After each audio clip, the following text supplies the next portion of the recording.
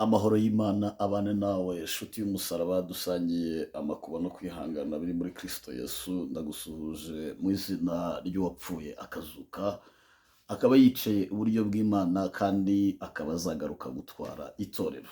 Rero nshuti y'umusaraba, ni byiza ko tuganira amagambo meza yururutsa imitima. Bibiliya yandika ivuga ngo muhumurize abantu kandi mubabwire ibyururutsa imitima. Reka rero tuganire ijambo ry'Imana, ijambo rishobora kugufasha mu buzima bwawe bwa buri munsi, cyangwa se ushobora no kumenyeraho byinshi bitandukanye utaruzi. Hariho uko isi Imana yayiremye ndetse ifite n'uko izayirangiza.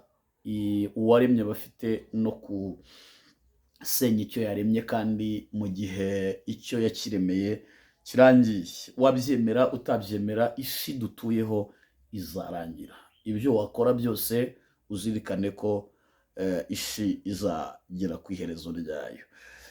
Nitwa Prophet Apostle Evode, umwami aguha umugisha kandi umwami akwishimire abana nawe. Turasoma Ibyahishuwe ibice 16 umurongo wa 4, haravuze ngo wa gatatu asuka urwabya rwe mu nzuzi n'imigezi n'amasoko, nabyo bihinduka amaraso. Numva marayika w'amazi avuga ati wawera we, uriho kandi wahozeho kandi uzahoraho, uri umukiranutsi, kuko uku ariko wabitegetse. Bavushije amaraso y'abera n'ay'abahanuzi, nabo barahaye amaraso ngo abe ariyo banywa. Nibyo bibakwiye. Numva igicaniro kivuga kitiye mwami Imana ishobora byose, amateka yawe n'ay'ukuri no gukiranuka. Imana idufashe.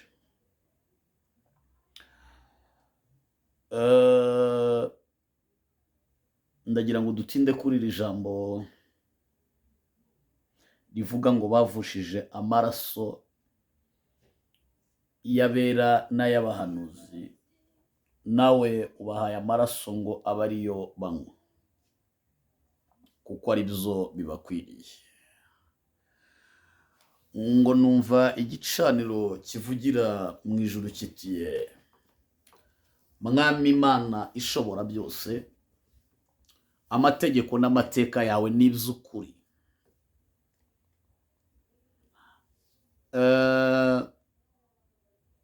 Kuva ku bw'umwami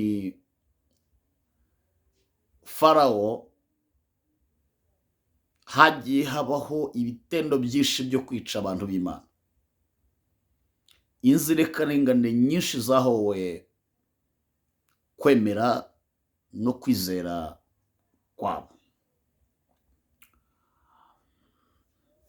Hanyuma iyo amaleta y'isi abikora, n'abakomeye babikora kuko bafite power muri icyo gihe. Ariko igihe kiragera uwica nawe agapfa.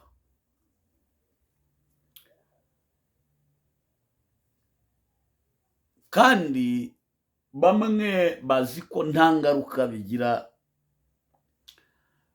ariko ndababwira ukuri yuko Imana igira icyo bita inzigo.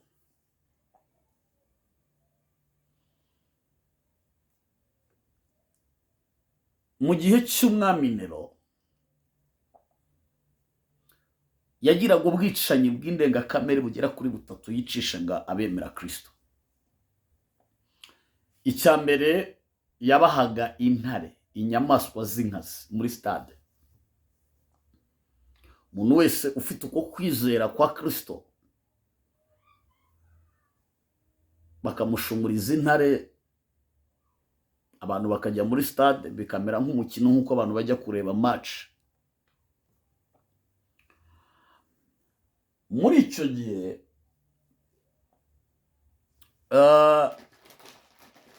icyo gihe hariho ubundi bwicanyi bukomeye.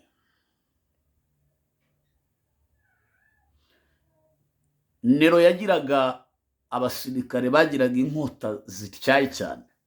zigondoye bayishitaga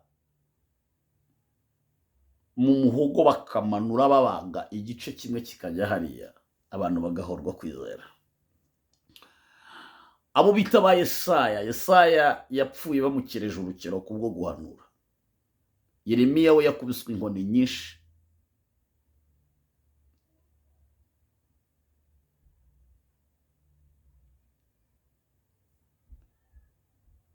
N'abandi kaza kwa ba Stefano bicishijwe amabuye inyuma y'amarembo ya Yerusalemu, ukagera kuri ba Petero babambwe bacuritse bazira kwizera kwabo.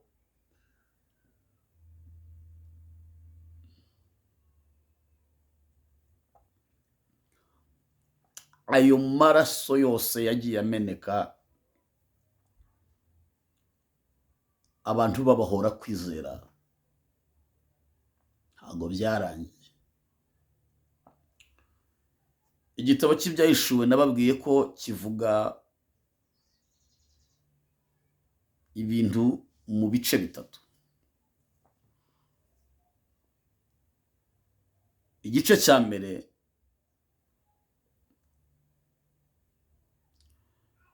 cyangwa se intego ya mbere y'ibyahishuwe no kumenyesha abantu ibyabayeho tutariho. Ikindi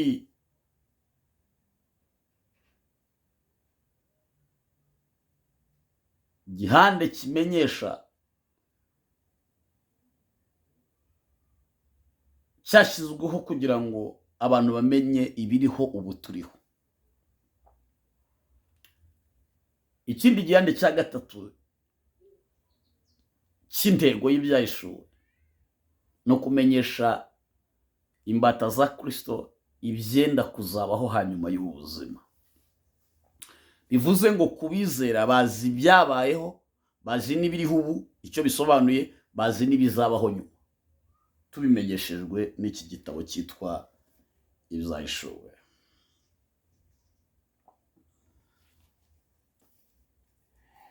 Yohana ahabwa aya magambo yarabwiwe ngo aya magambo ntuyagire ubwiru, ahubwo uyamenyeshe imbata zanjye.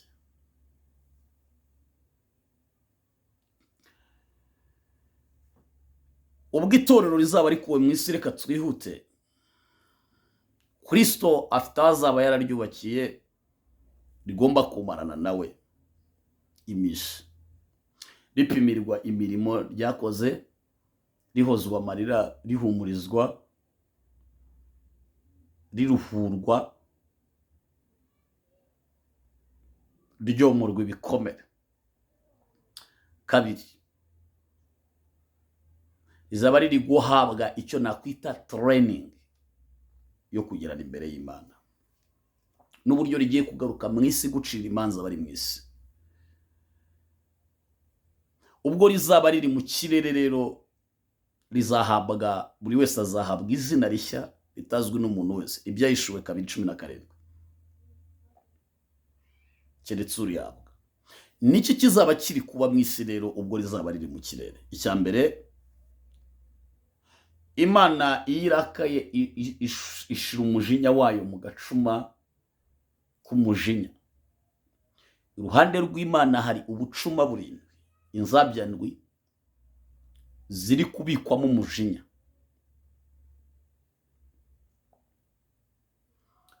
Uwo mujinya uzasukwa ku bantu.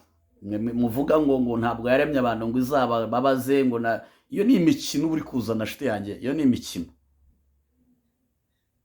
Wowe se ku mwana wawe yakurakaje umuhurushye, ibyo ni ukwiyorohereza, ariko bizabaho. Abantu bazashya, ubyemere ubyange, ubirwanye ntubirwanye, ubyumve ntunabyumve, ariko end time hazabaho umunsi utarigeze kubaho, hazabaho umubabaro. Ibi bantu bavuga ngo mwitere ubwoba ngo bizaba, kuko niba nta muntu uhari wo guhagarika urupfu, iterabwoba rya mbere ririho ni urupfu, mubanze muhagarika urupfu. Niba bidashoboka rero tugomba kwigisha ijambo ry'Imana, abantu bakamenya, bakava mu byaha. Biravuga ngo kuba Uwiteka nibwo bwenge, kandi kuva mu byaha niko kujijuka.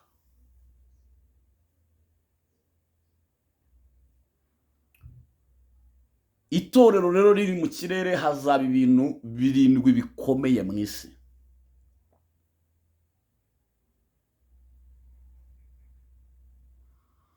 Icyambere, ugomba kumenya ko Yesu yapfiriye itorero, ntabwo yabikoze akina, kandi itorero rya Kristo rifite igihamya cy'uko Kristo waripfiriye afitanye connection nawe. Icyo gihamya nta kindi, ni gihamya kimwe, ni gihamya cyitwa umwuka wera w'Imana. Yohana 14:15. Uwo mwuka w'ukuri, uwo mwuka niwe mwuka w'ukuri. Ntibishoboka ko abisi bamuhabwa, kuko batamuzi, batamurora. Ntaho nakurenganya uhakanye. Iyo wakanye ko utumva iby'Imana, nyine ntubyumva, kuko nta mwuka wera. Ni uburenganzira bwa, ariko ukuri no gushaka ese koko bibaho. Rero rikiri mu isi rifitanye ubumwe na Kristo. Kabiri, rikiri mu isi Yesu aproteje isi. Imana ntiyasuka umujinya wayo mu isi. Gatatu, isi ifite uburinzi bw'Imana kuko itorero riri mu isi, n'umwuka wera uririnda. Iyo protection rero iprofitiramo n'abisi.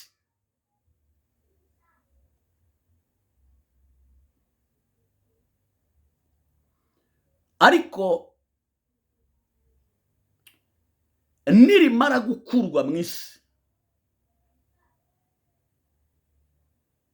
Abefesi 5:27, azaryishyira rifite ubwiza, ridafite ikizinga cyangwa umwanya cyangwa ikindi kintu cyose gisa gityo, ahubwo ngo rizaba ari iryera ridafite inenge. Oh, praise the Lord.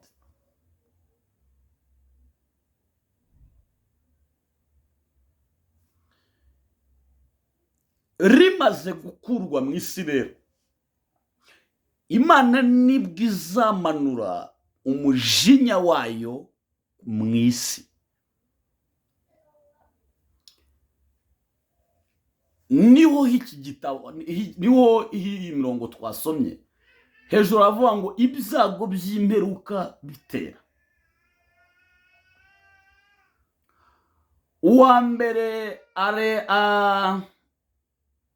agenda asuka urwabya rwe mu isi, abantu bafite ikimenyetso cya ya nyamaswa, bakaramya igishushanyo cyayo, bafatwa n'ibisebe bikomeye bibi, ibisebe bikomeye kandi bibi. Shuti z'umusaraba, bakundwa muri Kristo Yesu, bwoko bw'Imana, torero ry'Imana, bana b'Imana, ndagira ngo mbabwire iki: inzabya ndwi n'abamarayika 7 bazahita bahabwa izo nzabya. Buri mumarayika wese azatangira gukora misiyo ye, mission ye. Iyo misiyo azakora, marayika ushinzwe izuba azasuka urwabya mu zuba, muri hanganira uwo mupeti. Hanyuma marayika ushinzwe ubutaka azasuka urwabya ku butaka, marayika ushinzwe amazi azasuka urwabya mu mazi, mu nzuzi n'imigezi n'amasoko. Bibiliya yavuze ngo nabyo bizahinduka amaraso. Amaraso rero ngo abantu buri kintu cyose cyitwa amazi kizahinduka amaraso. Kubera iki? Imana izaba ishaka guhorera ya maraso yamenwe y'abahanuzi. Uzajya gufungura robine, haza amaraso. Mu nyanja haza amazi, haza amaraso.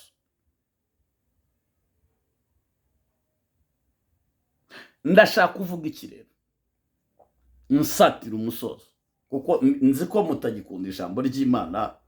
Ni umwanya muto, sinarenza 15, ntawaba kibyumvise.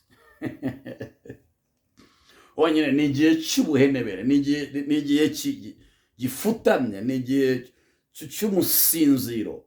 Yesu yarabivuze ngo abakobwa 5 b'abapfu na 5 b'abanyabwenge bombi hamwe imbumbe bari 10. Abo ni abera mu isi, ni amatorero mu isi, n'amadini n'amatorero, ni abayabarizwamo. Bamwe barimo bafite amavuta mu matabaza yabo, abandi barimo bafite utuvuta dukeya nitwo bacungira, abandi barimo nta na dukeya. Rero ngo 5 b'abapfu ngo umukwe atinze barasinziriye, ariko natangajwe nuko baba b'abapfu baba b'abanyabwenge bose barasinze. Ni igihe cy'umusinziro rero. Ariko usinziranye iki? Gusinzira bwo nujya mu materaniro atandukanye urasangamo umusinziro. Nujya mu ahantu hatandukanye gusenga mu churches urabonamo gusinzira. Uzabibwirwa nuko hagiyeho umwigisha udafite utuvuta namba, abantu bahita bagwa mu ntebe bagahondobera, bagasasa, bakaryama, bagakanguka ari uko avuyeho. So rero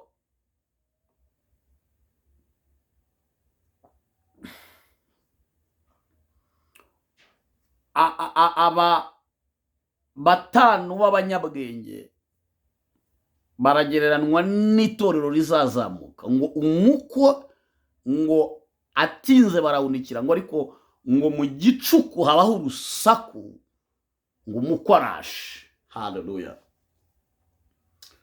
Ngo bose barakanguka, abanyabwenge n'abapfu. Ngo abanyabwenge batangira kuvuga ngo reka ducana amatabaza. Barayacana, umukwe babonera kure. Abapfu nabo baracana amatabaza, umukwe atarabageraho. Basaba abanyabwenge. Abanyabwenge baravuga ngo ntabwo byakunda, mujye mu bahanjutse.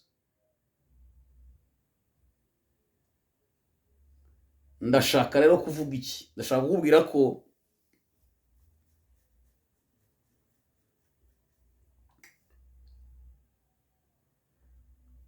sinzi icyo wizeye wiringiye, niba ari imbunda, niba ari amarozi, niba ari karate, ariko ndagira ubwire ko Imana izahora guhora gukomeye. Hanyuma marayika rero ushinzwe ukwezi nawe azasuka urwabya rwe mu kwezi. Bivuze ngo buri kintu cyose gifite marayika ugishinzwe, kandi azahabwa ububasha bwo kucyoherezamo ubumara butwika. Ibi tuvuga mu minsi iri imbere ntibizaba byemewe. Isi izababwira ko ari iterabwoba, banakuremo izi nyandiko. Ni ibintu muzabona ku karubanda. Igitabo cya Danieli, igitabo cy'ibyahishuwe, ni ibitabo biri kurwanwa cyane. Amanama akomeye arimo araba mu bihugu bikomeye ku isi, bavuga ko ibi bitabo biramena amabanga yabo. Biragaragaza 666, kandi isi iri kugenda iri kwinjira mu buryo bwa rya faranga rimwe ku isi yose. Uwo bita Elon Musk yavuze ko ashaka gukotorora isi, akaba yifite nko mu gipfusi, ku buryo agomba kuyobora abantu mu buryo we bw'ikoranabuhanga ashaka. Rero impamvu Yesu yavuze ko azakura itorero mu isi nk'uryibye, si uko ari umujura, ahubwo ni ukuricikisha ibyo byago byose. Biravuze ngo abafite ikimenyetso cy'aya nyamaswa ngo batangira gushya. Bisobanurwa uburyo butandukanye, ariko wowe ubyumva uko ushaka. Icyangombwa ni uko urakuramo ko ugomba kwezwa no kwihana. no guhora wiyeza mu maso y'Imana. Eh, amaraso rero y'abahanuzi n'ay'abera amenwa ku migabane itandukanye y'isi yose azahorwa ku munsi w'amateka. Imana ibahe umugisha, Imana ibagirire neza. Abakunzi b'ijambo ry'Imana murabyandika hasi nimbona muri benshi. Nibura ubwo iyo mvuze benshi ni murenga 10, turakomeza muri uyu murongo w'ijambo ry'Imana dusobanura akantu ku kandi. Umwami abishimire, mwabamabane namwe, kuko Imana itadukojeje isoni, yakomeje kuduhisha mu maso,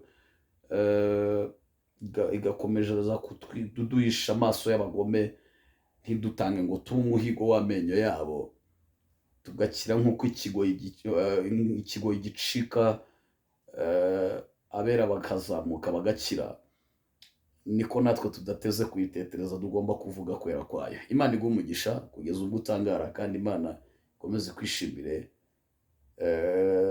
Shalom. Mwami urakoze kubw'ijambo ryawe, ibyahishuwe n'igitabo cyiza cyane kiduhishurira amabanga y'ibyenda kuba n'ibizaba n'ibyabayeho. Shoboza uyu muntu kumva ibirenze ibyo namubwiye, kandi ukuboko kwawe kwiza n'umwuka wera biherekeze aya magambo yawe meza kandi afite imbaraga. Ijambo ryawe n'ubuzima n'imbaraga z'abakwizeye. Urakoze kuko wumvise gusenga kwacu mu izina ry'umwami wacu Yesu Kristo. Amen. Shalom. Rero umwami akwishimire, kandi umwami akomeze kukurwanira no kuguha umugisha kugeza ubwo utangara.